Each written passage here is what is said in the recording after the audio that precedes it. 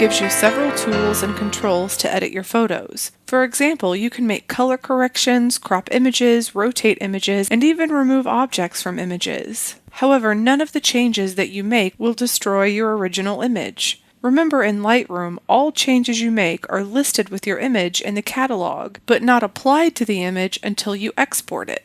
Even then, the original stays intact. In this lesson, we're going to discuss trimming video clips, producing a JPEG image from a video frame, adjusting tonal balance in the Library module, the Develop module, cropping, rotating, and straightening images, removing objects from images, making tone and color corrections, undoing and redoing changes, and creating a snapshot. If your camera shoots video as well as still images, you can use Lightroom to edit those video clips. You can import videos in several formats, including AVI, MOV, MPG, and MP4. You can import those clips in exactly the same way as you did images. We've imported a video clip and the thumbnail is showing in grid view in the Library module. You can move your mouse pointer over the thumbnail to scrub through the video. In addition, you can double-click on the thumbnail to see it in loop view. To trim a video clip, click on the Trim Video button in loop view. When you do this, you'll see a film strip view of your video appear in the control bar. You can lengthen the bar that contains the film strip view by dragging either the left or right side. To trim the video, drag the control in the film strip view.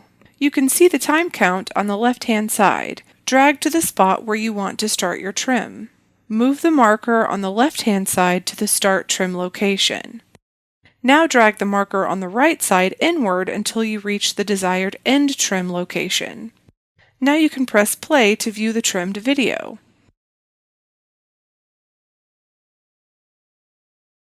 To save a frame in your video clip as a JPEG image, click the Frame button in the control bar.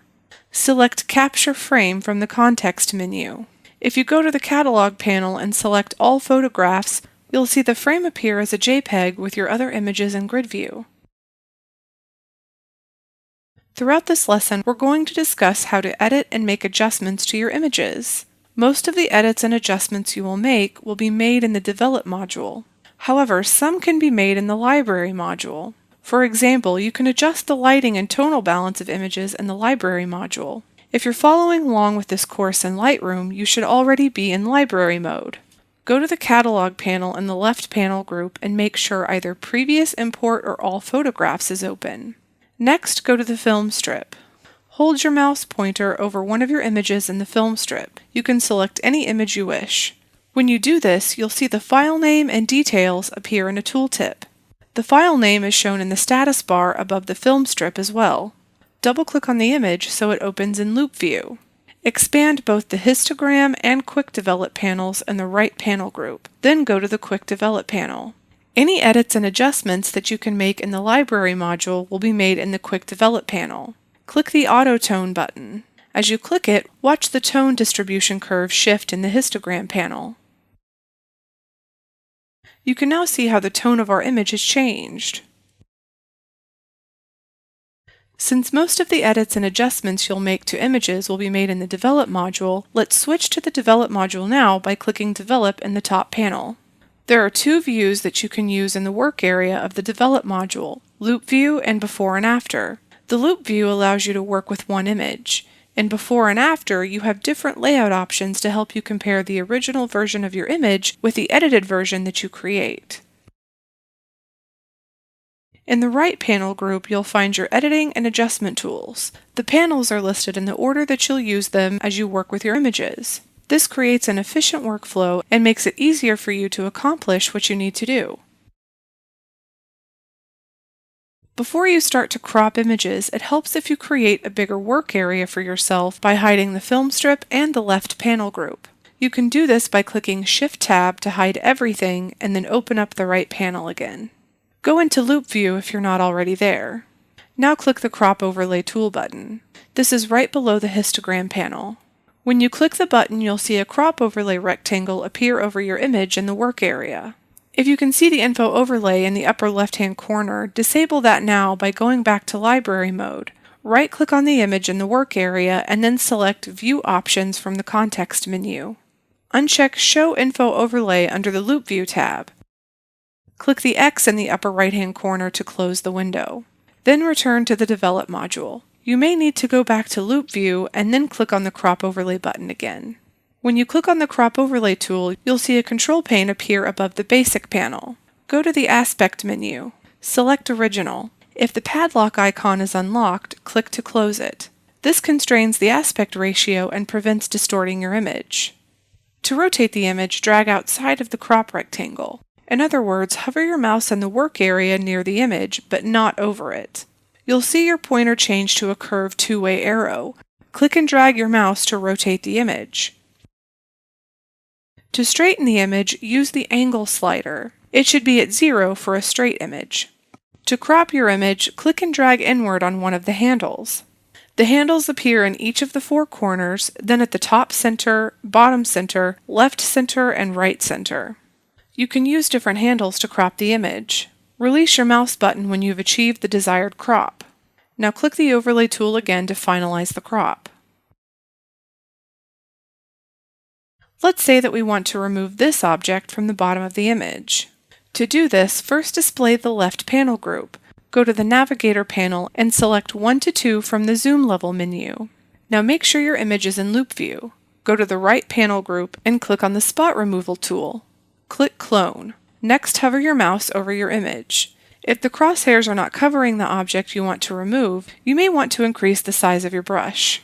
Click and drag down over the object you want to remove. It will look like this before you release your mouse button.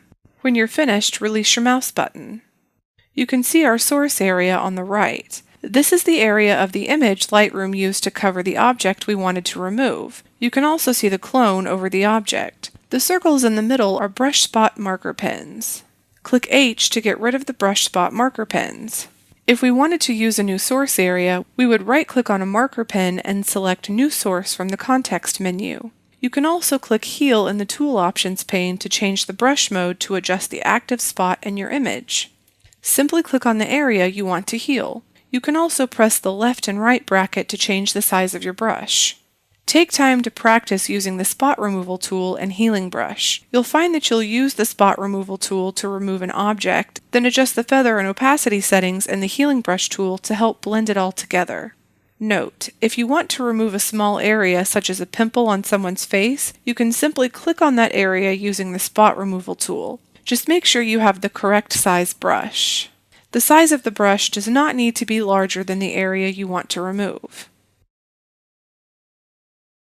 Let's talk about the different ways you can make tone and color corrections using the panels located in the right panel group in the Develop module. Use the Basic panel to correct color balance and adjust the tonal range. The Tone Curve panel allows you to adjust the contrast. The Detail panel allows you to sharpen the image and reduce noise. The Split Toning panel as well as the Effects panel allows you to add special effects, including vignette and simulated film grain. The HSL and Black and White panel allows you to adjust specific colors. The Lens Corrections and Camera Calibration panels allow you to correct lens distortions. We'll talk about these things later in this lesson, as well as in the next. If you make changes to an image, then decide you want to undo the changes, you have a couple of options that will help you restore your image. You can go to Edit Undo to undo your most recent changes. If you click Edit Undo once, it will undo the last change you made. Click it again and it will undo the one before that, etc. By going to Edit Redo, you can achieve the opposite and redo changes that you've just undone.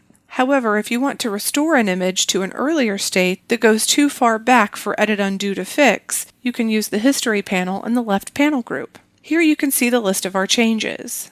When you click on each change, keep your eyes on the preview in the Navigator panel. You can see how your image looked at the various stages. This also helps you find the point where you want to restore the image. Click the entry in the History panel that you want to use. As you saw in the last section, the list of changes in the History panel can become quite long. For that reason, it's a good idea to save the steps that you took as you developed the image. You can save each of these steps as a snapshot. You'll be able to use the snapshot as a guide. To create a snapshot, go to the History panel and right-click on the first entry. Select Create Snapshot from the context menu. In the New Snapshot dialog box, enter a name for the snapshot and then click OK. The snapshot appears in the Snapshots panel in the left panel group.